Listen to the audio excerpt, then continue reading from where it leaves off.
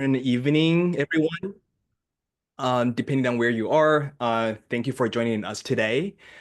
As you know, this is going to be a mini lecture for, introducing a bit more details about this DPSS program. And during the following 1 hour, 15 minutes to 1 hour, I want to share with you about the logic of policy impact, which includes three important elements: incentives, identification, and evaluation.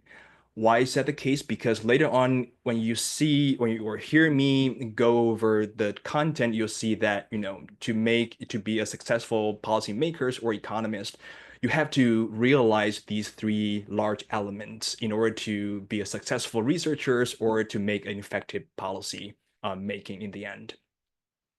Okay. So before diving into the main content, just briefly introduce myself. My name is Sheng-Hao Lo. I'm an assistant instructional professor at U Chicago Harris. I received my master and PhD degree in economics from U Chicago. After being hired by Harris, I've been teaching a variety of courses, including statistics, economics, program evaluation, and data analysis. In particular, the reason I'm highlighting those courses is because our program, DPSS program, is actually the combination of those different courses. And fortunately, so this summer, I will also behave as an academic lead of DPSS program. So if you have any questions, feel free to reach out to us. Okay. So before diving into the main content, let me give you some quick introduction about statistics, data, and public policy, like why they are related to each other. Um, as in 2025, nowadays, social, political, economic, and policy questions are extremely important. Depending on your research goals or areas of focus, you might be interested in knowing more details about the policies in different realms of study. Like, maybe you're interested in knowing something about educational reform or climate change, environment, or crime, and so forth. These are, of course, very important, as you may know, but it turned out to be maybe more difficult than you thought to understand and answer those questions properly. Okay, why do I say that?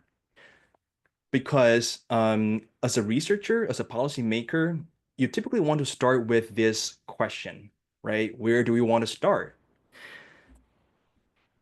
So naturally, you want to start with some relevant policy questions that you're interested in knowing, right? So are you interested in knowing more about the educational reform or labor markets and so forth? And usually, before you make your own decision or policy making, you might want to briefly go over some existing policies, right? You might want to get an idea about whether existing policies are effective or not, so that you have some a quick idea or a big picture about what a good policy should look like. And then, after knowing that information, you can include that into your own policy making in the future. So let's say it turns out that some of the policies you're interested in knowing are effective, then we want to know, how large is the impact, right? So sometimes what we want to know is the magnitude of, the effectiveness of the policy. Is it really helpful, or is this just marginally helpful? Okay, because that will affect your decision making and how you propose to maybe the congressman or congresswomen if you want to propose your own policies, right? And most importantly, who will be impacted by this program? So, this is another important aspect of the policy. Okay. In order to fully answer those questions, we need some knowledge from quantitative analysis for public policy. Okay. Sometimes you might have heard another similar term called quantitative social science, QSS. So this is actually just another name of quantitative analysis. This involves using data to learn about how this world actually works, including a lot of different realms of studies. For example, sociology, economics, political science, and most importantly, public policy as well. Okay. The tools, the knowledge that we want to teach you in this course, in this program, so that you can prepare your data and analyze the data is typically what the world called the data science. So maybe you're more familiar with this term, okay? In fact, not so surprisingly, the data science has been widely used nowadays, including those big tech firms. I believe that all of you must have learned or heard those three names, right? Meta, Google, and Netflix. You can name a few more by yourself. One common theme among those big tech firms is that they have massive teams that are dedicated to using the tools that you will be learning in this program, in this course, to analyze their customers' behavior. Well, for sure, depending on which organization you are working in, you might have different goals. For them, they want to analyze their customers' behavior. Why is that the case? Because by doing so, by analyzing the data from their customers, they will be able to tailor their products and service more effectively, driving business growth, right? Because after all, their main goal is to profit maximize, right? So, for example, if you subscribe in Netflix, you might want to search for, some different genres of movies or videos you are interested in watching, right? And in the future, maybe some new episodes or new movies will be released. And maybe you have this experience before, right? The next week will suggest some, new episode for you on your front page. And they're not doing this at random. They are actually doing some data analysis behind the scene by analyzing your browsing history, right? So, they want to know your preference. So they want to propose you with some movies that you are likely to be interested in the future. So you'll be even stick to the platform, and then you know what, you might want to keep subscribing for the service for Netflix so they can earn money. Okay. So similarly, Meta and Google will be doing something similar, right? You can see some advertisements after you search for some keywords from Google on the front page. You're going to see some, sponsored ads in the first one or two results. So these are also, something behind the scene that they are doing the data analysis in order to let you know, well, something that you might be interested in knowing, and then you'll click on those links for more details. Okay. So these are for the big tech firms. So what about nonprofits and public sectors? Because I believe that many of you might also be interested in working in nonprofits and public sectors. Okay. So they become also very focused on measuring the quantitative impact of policies using almost the same skills, right? So they also want to know some pattern from the data. They want to not only clean the data, but also they want to correctly read out the pattern of the data in order to figure out whether or not some of the policies do make a difference to the people. Okay? So quantitative skills will allow us to study big and important policy questions. So that's the key.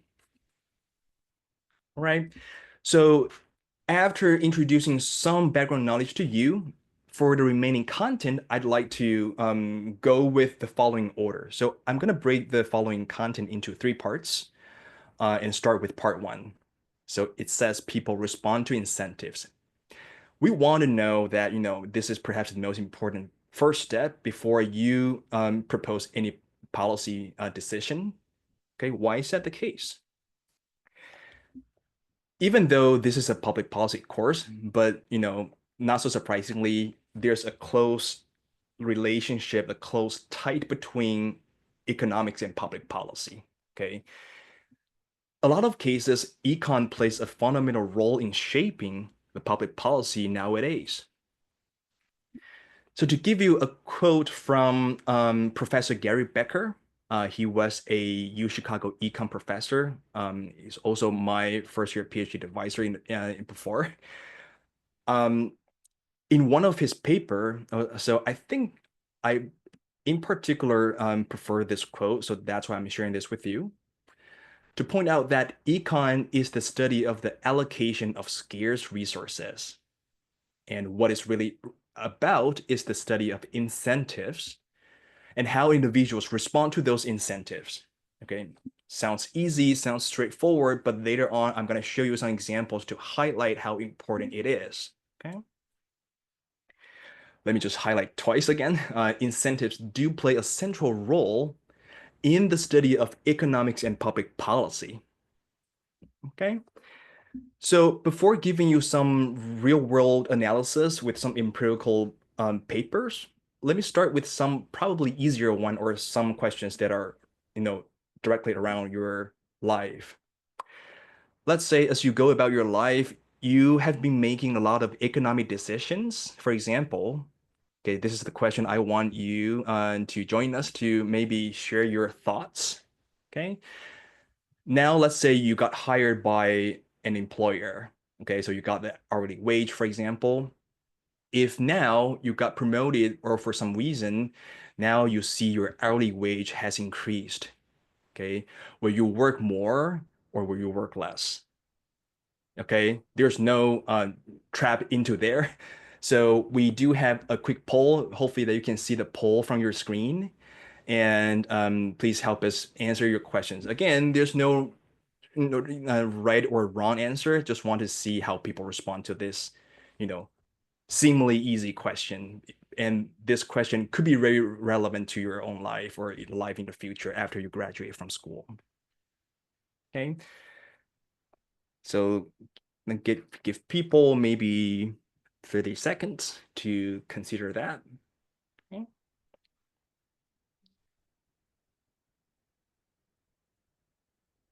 Okay. Thank you for your response. As the responses keep entering in, Um, I can already see a clear tendency among people's choice right now. Would you work more or would you work less? Okay.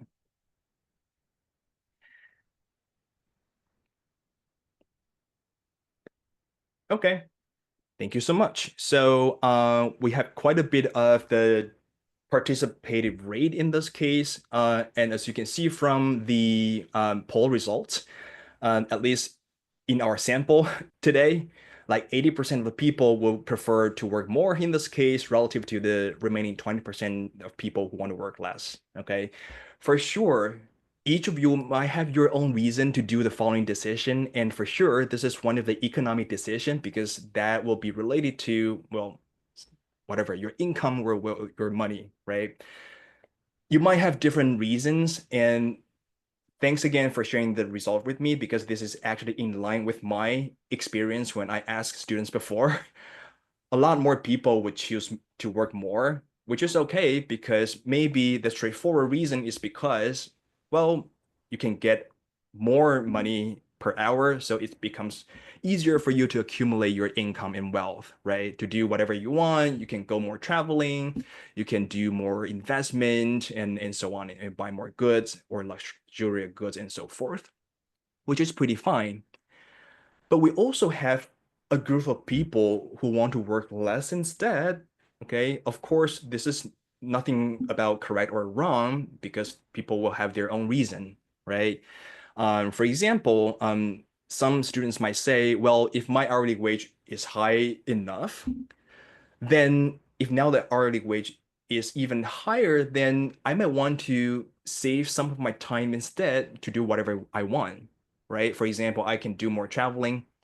I can spend more time with my family because now I have a high hourly wage, so I don't need to work a lot just like before, right? Many different reasons for you, for different people to consider. All right. So going back to the slide, right? So this is exactly one of the economic decisions you have to make. The second one, I'm not going to ask you this, but you can answer this in your mind. Would you pursue higher education? In this case, maybe you want to apply for the graduate school in the future. Well, this is also regarded as one of the economic decisions. Why is that the case? Because, like I said earlier, the policymakers, or in this case, the labor economist, will be very interested in knowing why people behave in that way, right? Most of you want to work more, but we still have a group of people who want to work less instead. Why is that the case, right? They want to use the statistical tools that we'll cover in this course to realize, for example, how people decide how many hours to work. Do you want to work more or work less? Okay. More broadly speaking, the policymakers want to know how a policy changes the cost or benefits that people face and therefore affects their behavior incentives, right? If you want to pursue higher education, you want to apply for the graduate school, of course, you want to compare the costs and benefits, right? Cost will be you have to pay for tuition, you have to perhaps pay for living expenses and so forth.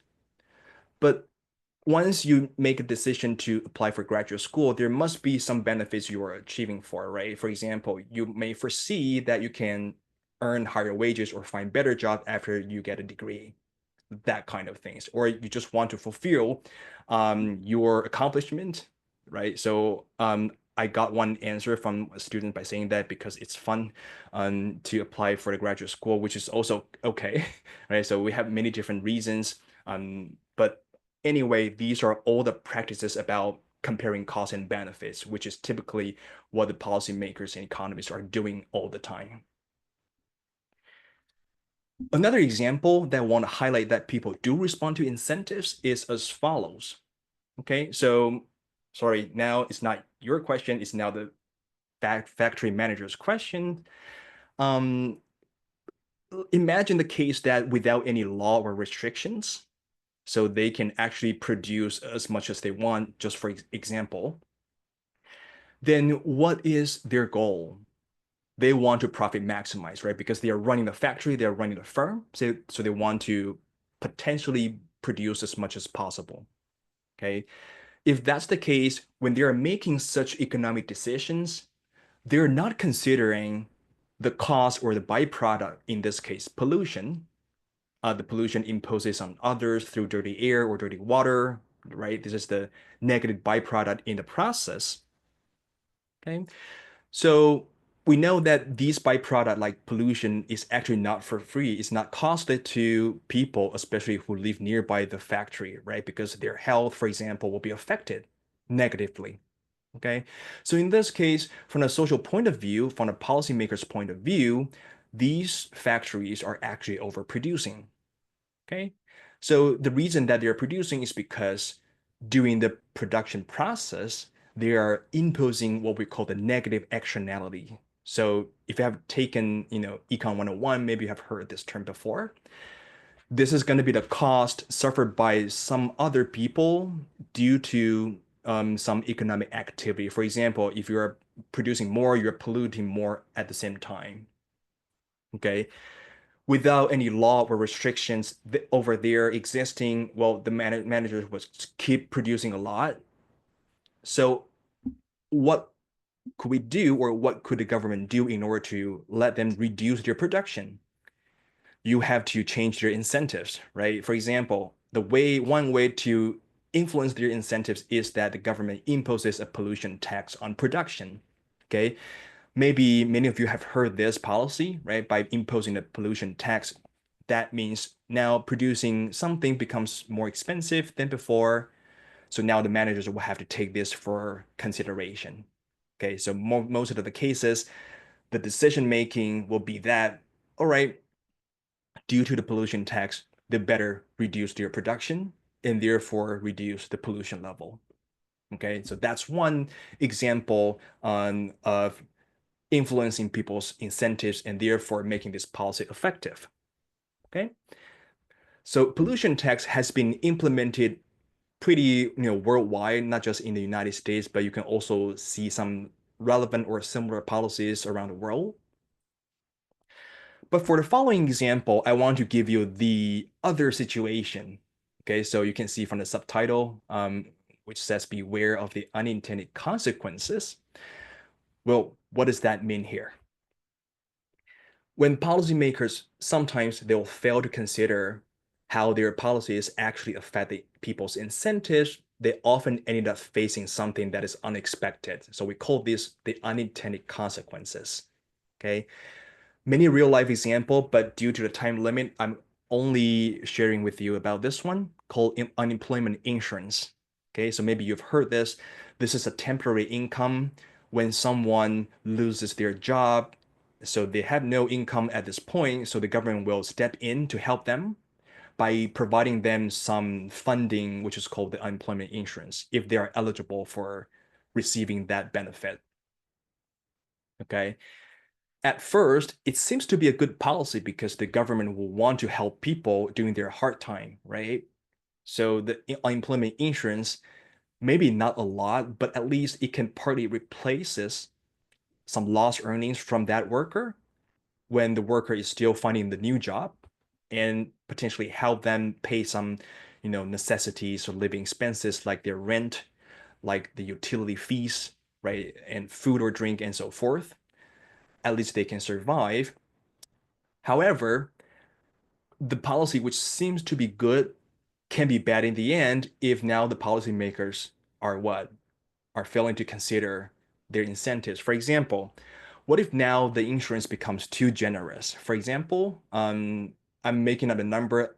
No, we don't have this generous benefit right now, but let's say the government will want to provide $100,000 per year for those who are still looking for their new job. What's the consequence? $100,000 per year. Okay, maybe you don't see me teach at Harris again. I'll just quit the job and then get the benefit as well. Okay, so hopefully you can see what I'm saying here. If now the benefit becomes too generous, then people will have less incentive to find a job because after all, maybe they cannot guarantee to find a better job which pays higher than this amount per year, right? So they'll just be there, find nothing, and stay home and get the benefit, which is exactly not the policymakers want to see in the end. Okay.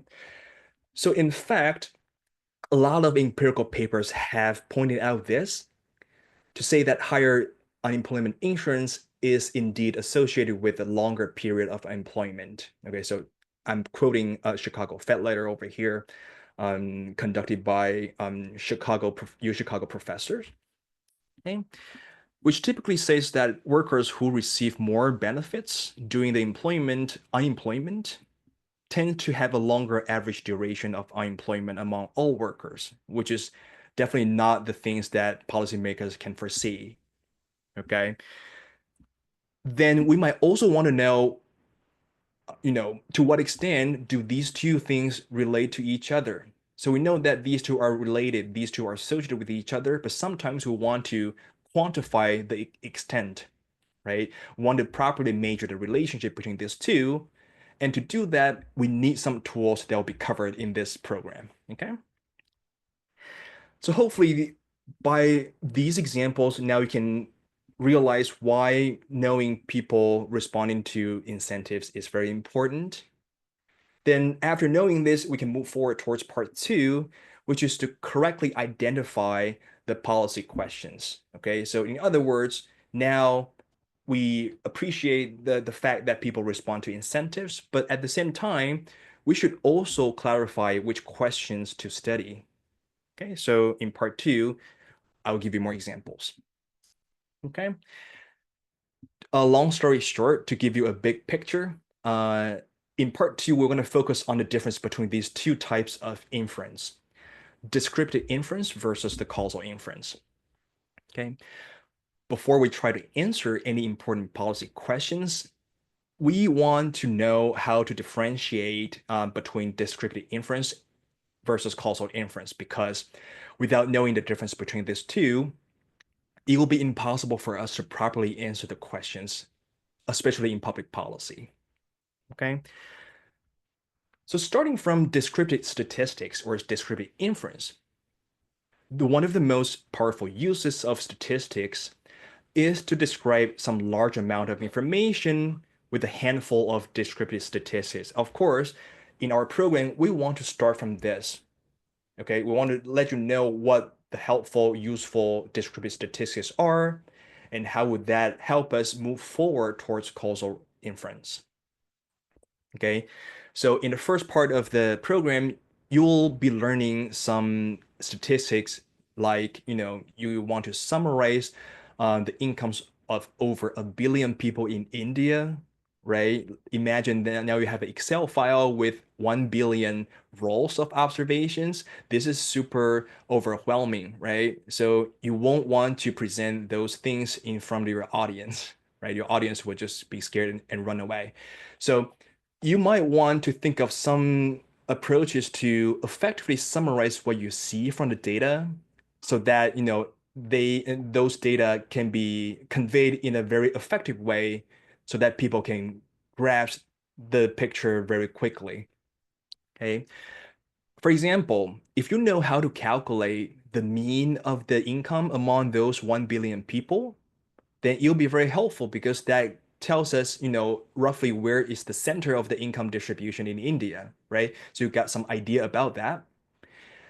If you can also calculate something called the standard deviation of the income, then that would tell us how, severe the income inequality is in India. Okay. So are people earning similar incomes per year, or, they are actually earning quite different incomes per year? So you'll learn those very useful summary statistics like mean and standard deviation and so forth in this program.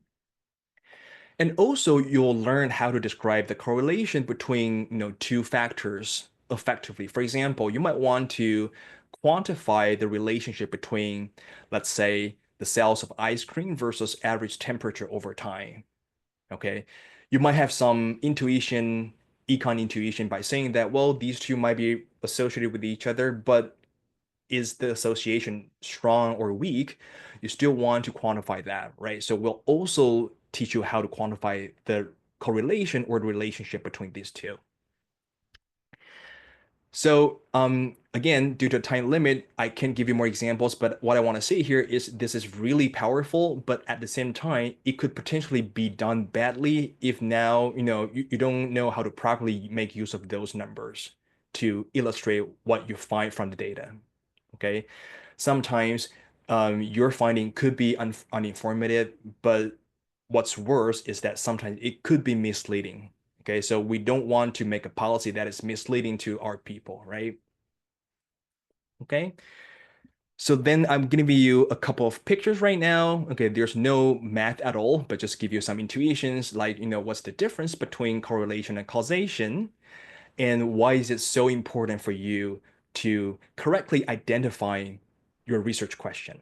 Okay, so let's see this picture. You can see in this meeting room, there are 4 people. The manager is sitting in the front, sharing his screen, and you can see there are 2 curves there, right?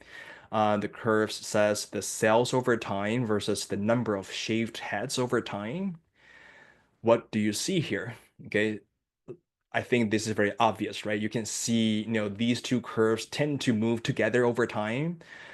When the number of shaved heads increases, the sales tend to increase as well.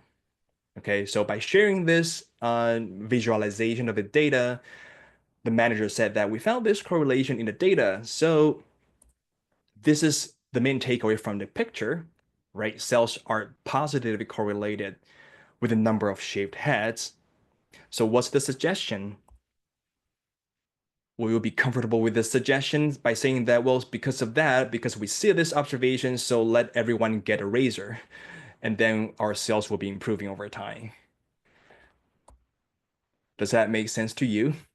Okay, so question mark. So this is the first example I want to show with you. And next, this is another time series graphs with 2 curves over time. Okay, but this time I'm showing you 2 curves, which describes the per capita consumption of mozzarella cheese and the number of PhDs in civil engineering awarded over time. Well, at first glance, what do you observe?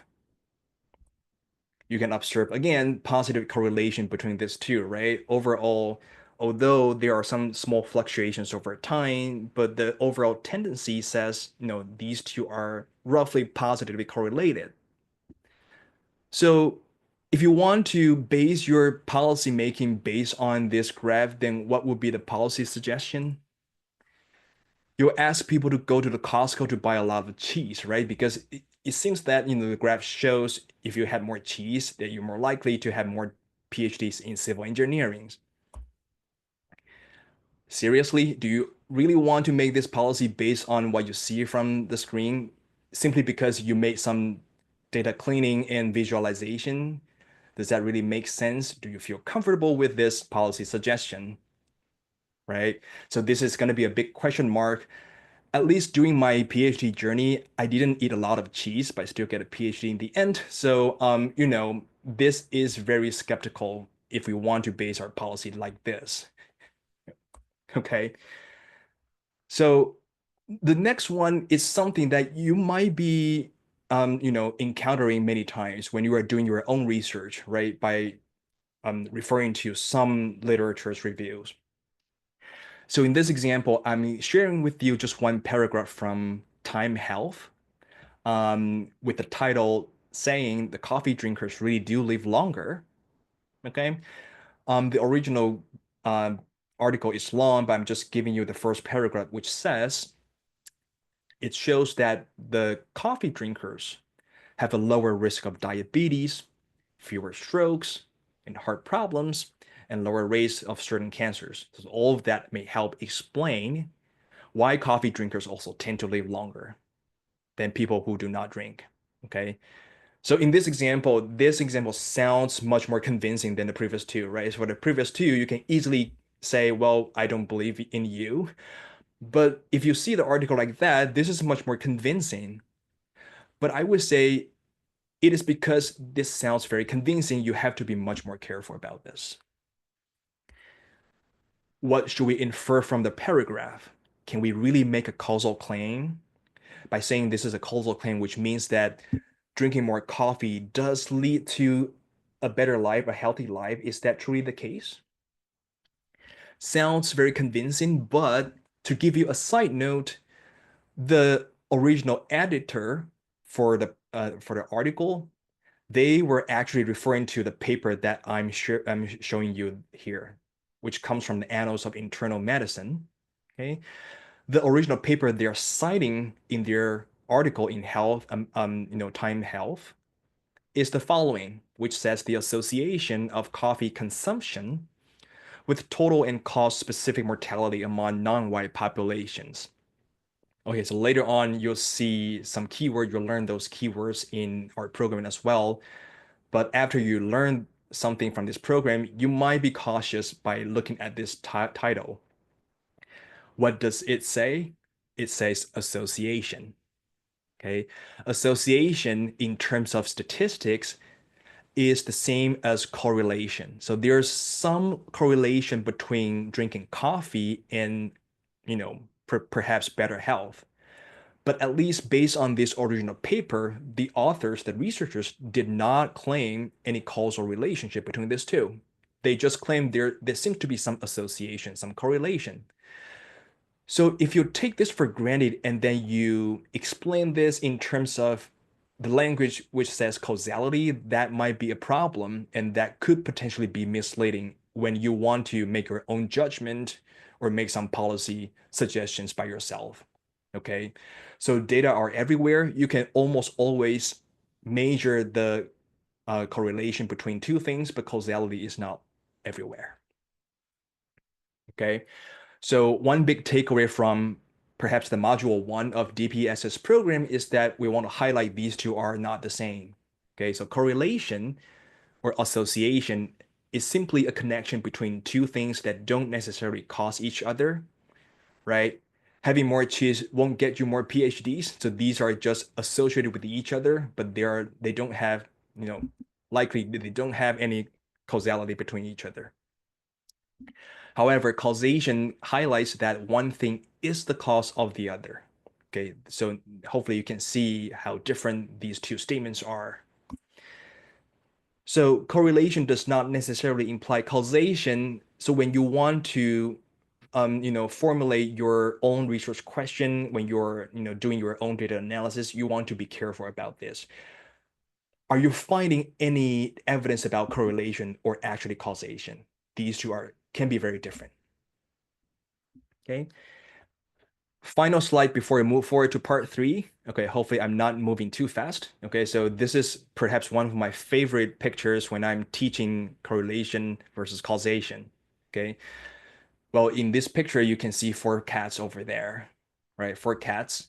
They're sitting on the floor, on the roof, on the windshield, on the road. Okay. What does that tell you? Are they breaking all those things simply because they are sitting on that, right?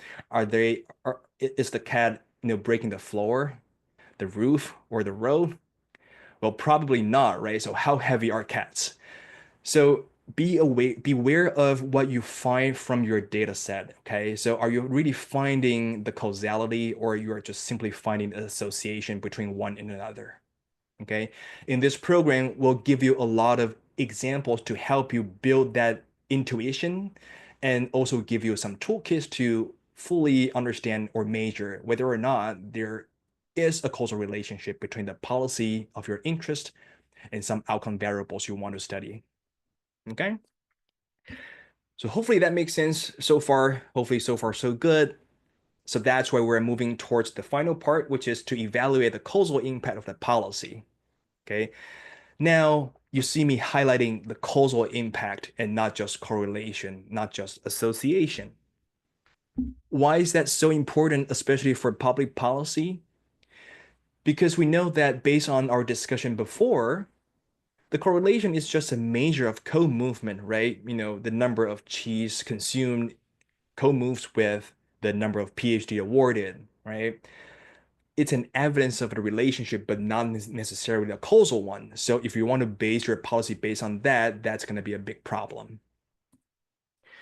So we have to base our decisions on causation and not correlation, because causal relationships will tell us how this world actually works.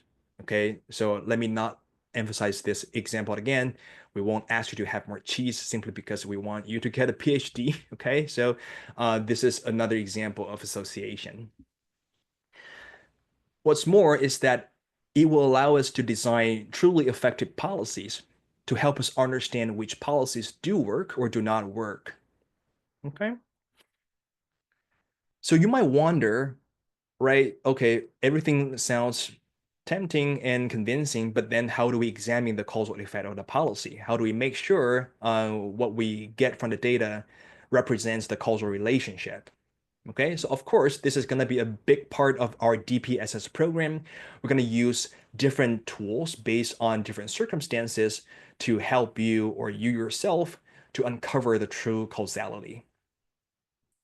Okay, in public policy, we will be teaching you a set of tools called the program evaluation. Some people also call this the impact evaluation, to identify the true causal relationship between the policy of interest and some outcomes of interest. Okay, for sure, this is going to be the most important takeaways from DPSS program.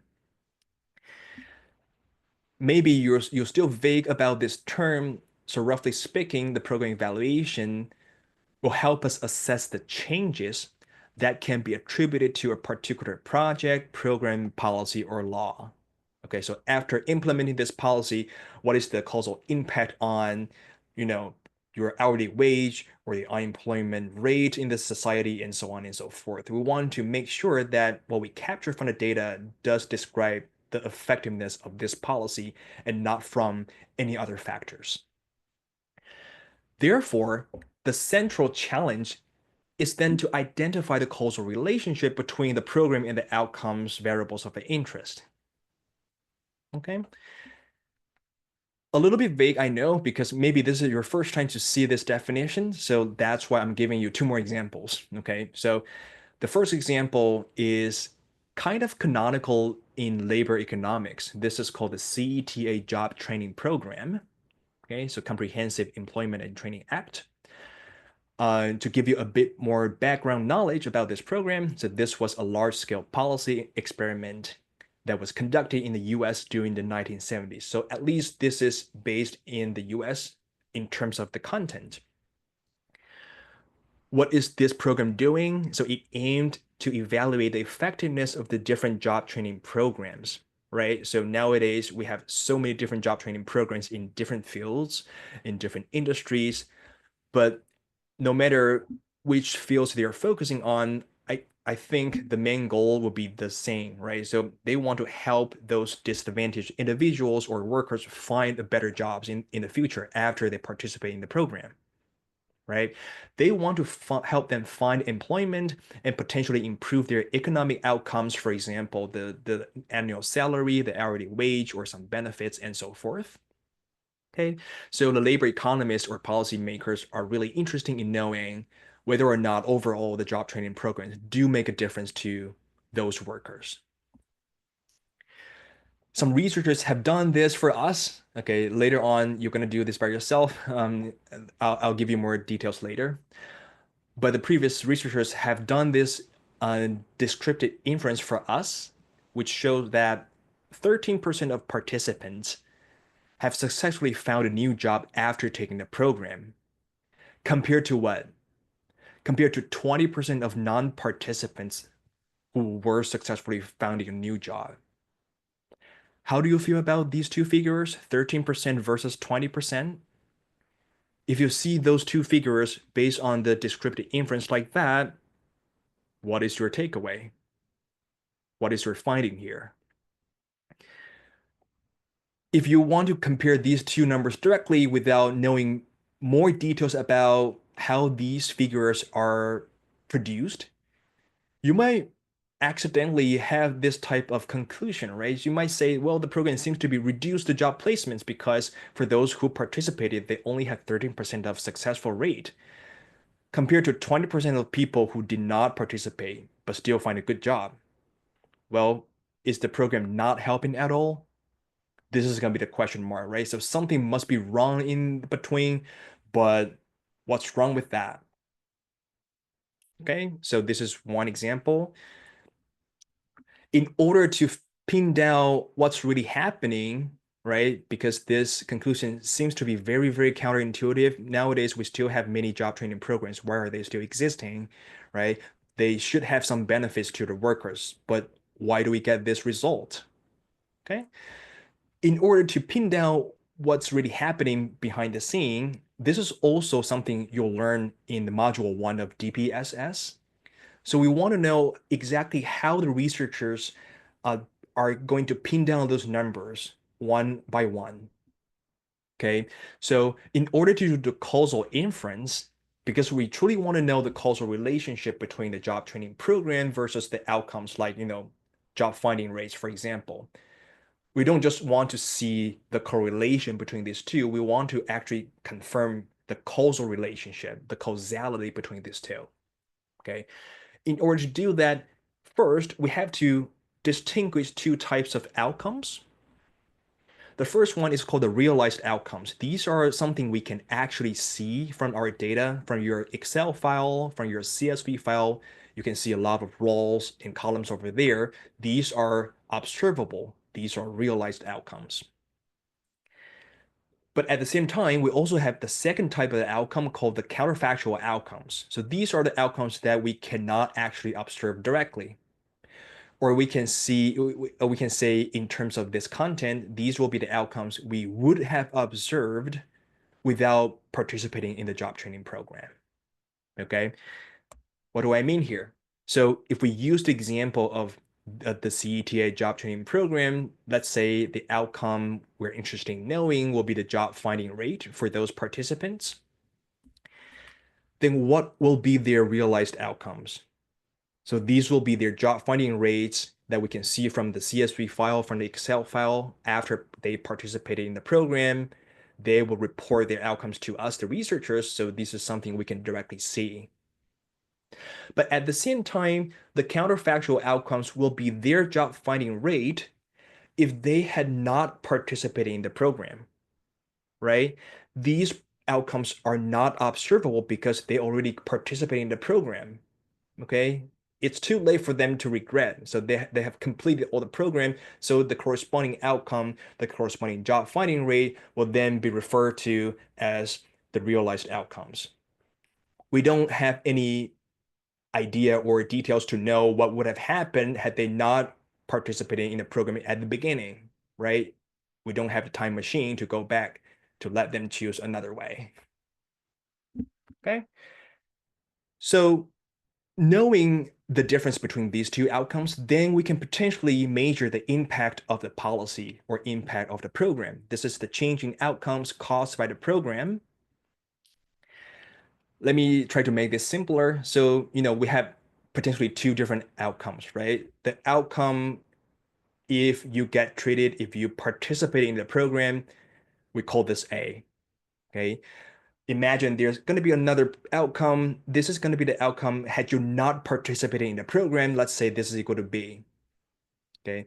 So to properly estimate the impact of the job training program, well, mathematically, what we can do is to do the subtraction between these two, A minus B, right? My job finding rate after participating in the program versus me not participating in the program. Okay, so A minus B seems to be very obvious and straightforward. Okay, so in terms of the content we used again, to measure the impact in this example, we want to figure out the change in the job finding rates as a result of attending job training program. Okay. So what can you compare? So what can you do next in order to measure the impact? Because after all, this is something that we care about, right? When we measure the impact, maybe you can do this. Maybe we can compare those who participated with others who did not. Okay, this is one potential approach for you to do that to measure how effective the job training program is. Well, but is this truly a good idea? Do you want to make a comparison in this way? Okay, so I'm not going to give you the answer right now, but I'll let you think about this. And now let's move forward towards the second example. Maybe you'll get more ideas about what I'm talking. So this is the second example. I call this the U-Chicago-Harris treatment effect. So imagine, there are two individuals, I and J. Let's say you are individual I, okay? So individual I goes to U-Chicago-Harris. And we want to know whether or not going to Harris will have any impact on their future earnings. Okay, so let's say once you attend Harris and after 2 years of program, or at least after you participate in DPSS program, now in the future, you can get a new job and earn some money. Okay, so you want to know how effective it is for someone to attend U-Chicago Harris. Would that be effective in changing their future earnings? Okay, so this is a very typical question studied by the labor economist. Imagine you were individual I, and individual J might be, I don't know, someone else, maybe your parents or your friends who are not going to Harris. Okay, so you are I, but your friends are J. So J does not go to Harris. Your parents, except for that they're alumni or your friends. Okay. Well, here comes the second question for you tonight is that we want to ask for your opinion. Okay. Would it be valid to compare you, the individual I, the outcome after you attend Harris versus someone else who does not go to Harris and also find another job? Okay. So you can potentially see two persons on the screen, and to measure the effectiveness of attending Harris, is it a good way to compare you versus someone else in this case? Okay, so now you should have seen another question. Okay, so this is going to be the final question for today. Yes or no? Um, there might be some trap, but it's okay. So just try your best and follow your heart at this moment to see, what you think about. Okay. Is it truly valid to compare you to someone who did not apply if your goal is to figure out whether or not U Chicago Harris will give you a better life in terms of, better jobs in the future? Okay. This one would be a little bit trickier than the previous one because in the previous one, actually, there's no correct answer. But in this one, let's see our response. So roughly 40% of the people, the participant today says yes, 60% say no. So we do have slightly different opinions between these two options. Some people say yes, but more people say no. Okay. Well, what's the answer here? Okay, so in order to pin down the answer, we probably need more details. We need more information to really pin down whether or not this is yes or no. Okay. However, without giving you more information, if this is the only information I gave you, then probably it's not a good idea to compare you to someone else directly, right? Although this seems to be very straightforward, but this, by doing so, you are making a strong assumption, right? You are making a strong assumption by saying that you go to Harris versus those who do not. That's the first difference. But at the same time, you need to make sure that you and others are also similar or the same across all other factors. For example, you and the other will have the same working experience as before, have the similar educational attainment level, the age, demographics, features, and so on and so forth. So if I don't know whether or not those factors are being taken into consideration, then I am a little bit worried about the results in this case if you simply compare I with J. Okay. So what would be a potentially better way for us to do the comparison? Maybe you want to compare you to yourself instead of you versus others, right? Because by comparing you to yourself, you can at least control for all other factors to be the same. And the only thing that is different is, you go to Harris versus the other you who do not go to Harris. Okay. Sounds very easy, but this is actually truly very difficult, at least in 2025, because you don't have a clone, right? So we don't actually observe what would have happened had you not attended Harris. Okay? So this is going to be a very big issue that you'll learn from this DPSS program. We call this the fundamental problem of causal inference, FPCI, because we never observed a person as both a Harris student and a non-Harris student, at least at the same time point. You don't have a clone. Maybe in 21, 25 you will, but in 2025 you do not. Okay, so you don't have two people at the same time, one in Harris, the other outside of the Harris. More broadly speaking, we don't observe the person right now as both who gets treated versus the other who does not. Okay, we can't observe one person who at the same time, attend this job training program versus the other one who does not. It's typically impossible in 2025, right? So what's the issue here? So FPCI typically says, well, we only get to observe one of the outcomes, not both at the same time. So we can only see the realized outcome, but not the counterfactual one. So if you cannot see these two outcomes in this case, then how do you make a comparison in order to pin down the impact, right? So that's going to be a huge obstacle in front of us. So that's why in public policy studies, we say that we need to take care of the missing counterfactual. Okay, we do face an obstacle, but we cannot cry and just go home, do nothing because we're policymakers, right? We still want to make this world better by figuring out some appropriate way to measure the effectiveness of the policy. Okay, so we definitely want to take this into account. So in this example, your missing counterfactual is your untreated outcome, the outcome or your hourly wage had you not attended Harris. This is why evaluating the policy is hard. That's why we need policymakers in our world. Otherwise, we all, including me, will get laid off, right? So, I'm hired to do something like this, to evaluate the missing counterfactual, because we're not able to measure the effectiveness of the program without facing this missing counterfactual. So you might ask, well, good. So then how do we tackle this problem? Okay, so that's why we need to give you a set of tools to potentially solve the problem in this program.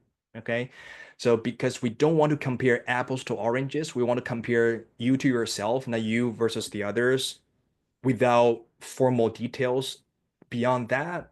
Okay, so this is another key takeaway after you take this program. Okay, Specifically, in this course, we'll cover some of the most commonly used mechanisms and approaches. For example, the social experiments. The other name is called the randomized controlled trials. You might have heard this term before, or if you're majoring in biology, for example. Okay, we're going to use something similar in the social science studies as well. Depending on what type of data that you have, sometimes we might be able to use some other tools, for example, difference in differences, regression discontinuity design, or instrumental variables.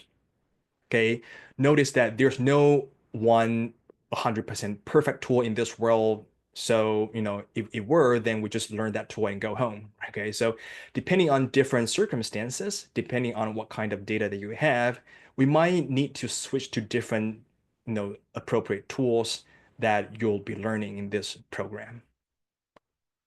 Okay. After all, by knowing the program evaluation, this allows us to diagnose and fix the shortcomings in existing policies and then inform some design of future policies if you will be doing some policy decision making by yourselves in the future or even propose some new policies by yourselves. Okay. So in this course, we'll also teach you not just the descriptive statistics, although they are also very important, but also will teach you, one, if a policy is effective or not. Second, if so, how do we overcome the FPCI, the fundamental problem of causal inference, and correctly measure the impact of the policy? We don't want to compare apples to oranges, something that we call the naive comparison. We don't want to make anything naively. We want to have some educated guess, or at least based on some more evidence to appropriately make the right decision. Okay. We may be biased, but we think the coolest thing about this class is that you'll learn tools commonly used in public policy research, including those works done by U Chicago Harris professors, including me. Okay. I'm using this graph. As you can see, three professors. Well, unfortunately, none of them are coming from U Chicago, but the reason I'm showing you here is um, those three professors, Professors Card, English, and Inbens, were awarded due to the contribution of program evaluation, due to the analysis of the causal relationship. So you can see how important this is to truly uncover the causal relationships between the policy and some outcomes you want to learn, and not just for the association like that. Okay. So hopefully, based on the discussion about the above three parts, you gain some understanding about why policy making decision can be challenging, but also very fruitful once you get the idea and knowledge or tools to really learn how to do that properly. Okay, so for the remaining maybe 5 or 6 minutes, let me briefly go over some features about this program, about this course. To do a quick summary for you, the aim for this course is that we want to teach you both descriptive inference and causal inference, and understand what to evaluate, what is the policy questions that you're interested in knowing, and why should we care about the impacts and not just the association between A and B.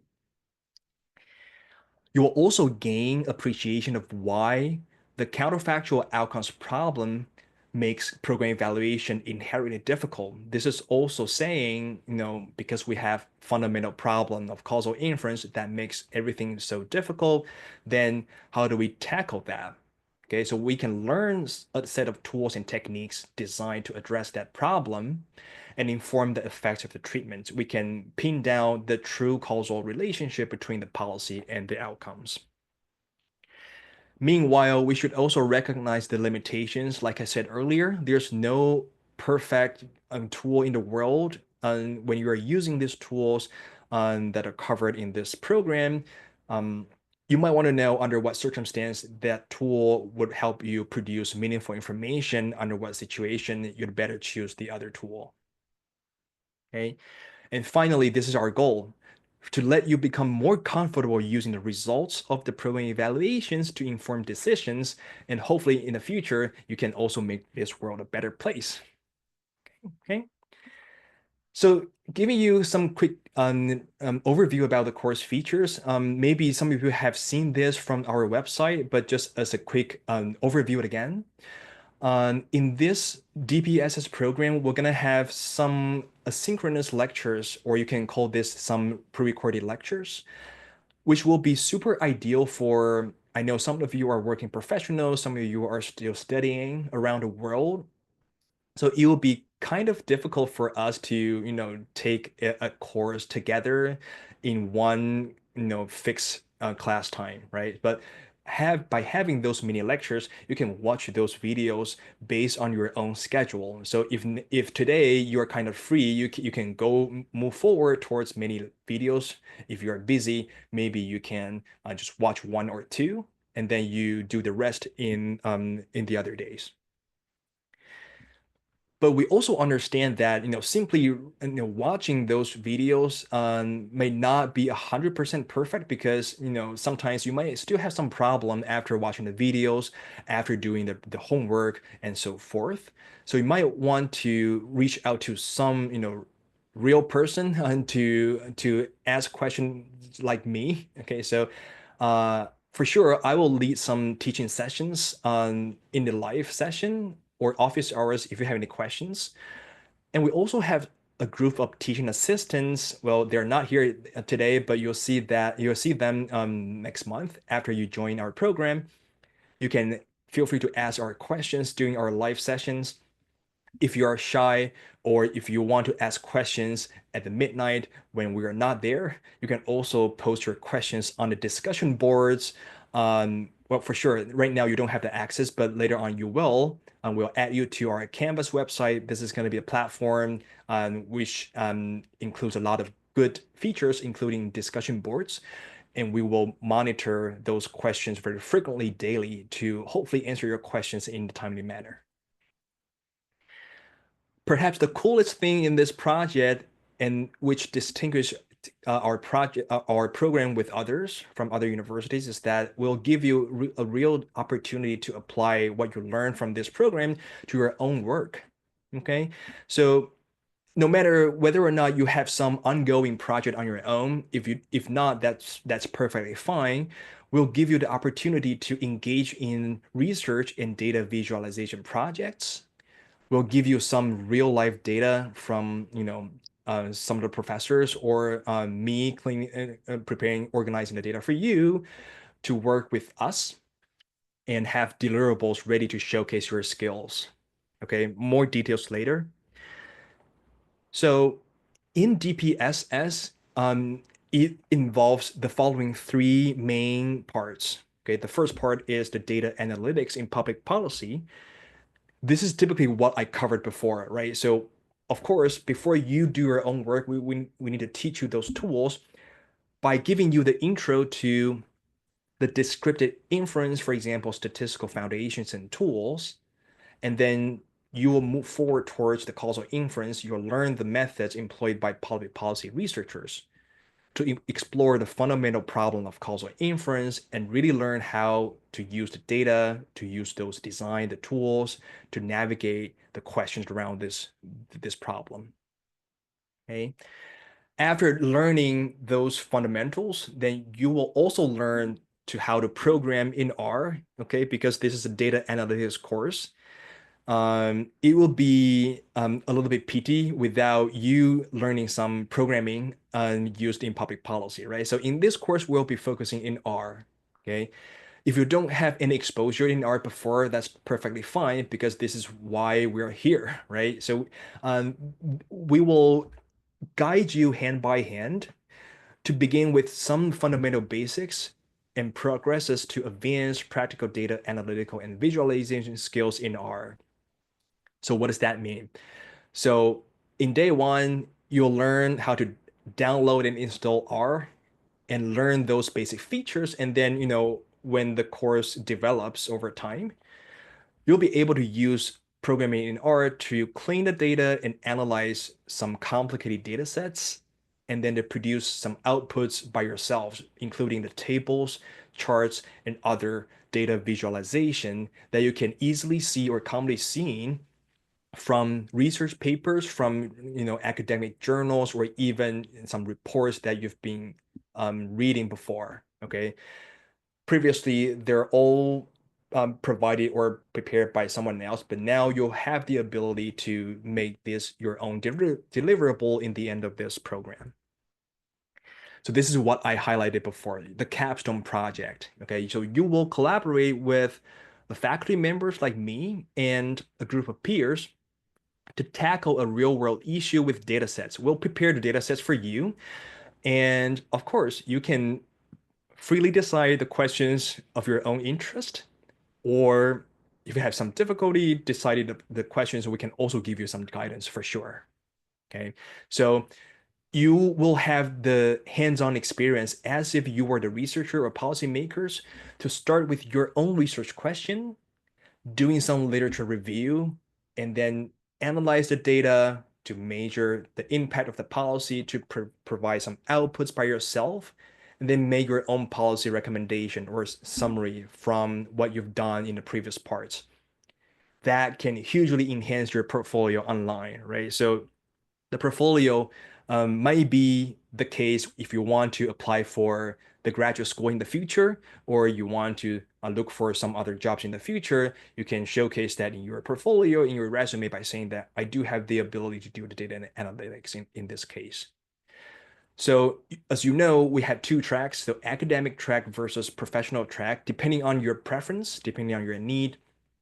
For both tracks, you will have the chance to do the projects, to have some writing sample, or to showcase your results. Although these two tracks will focus slightly differently. Okay. For academic track, this will be more suitable for you who want to achieve for academia or graduate schools in the future, to write a research note that can be used as a writing sample. Because nowadays, if you want to apply for, the high class of universities or graduate schools, it becomes more and more likely that they will ask you whether or not you have a writing sample to refer to. Okay, so and in many cases, having a writing sample can make a difference between you and some other applicants. For professional tracks, that will also give you the ability to dive into the real world data set with analysis and focus on data visualization to showcase results. So not only will you present everything in numbers or just in words, but now you'll have the ability by using art to provide some, graphs or tables that will hugely be helpful for you to convey the takeaway from your findings to your audience as well. All right, so that's all I want to share with you today, and we really look forward to having all of you, join us this summer. If you have any questions, please do not hesitate to reach out to us. Okay, thank you very much.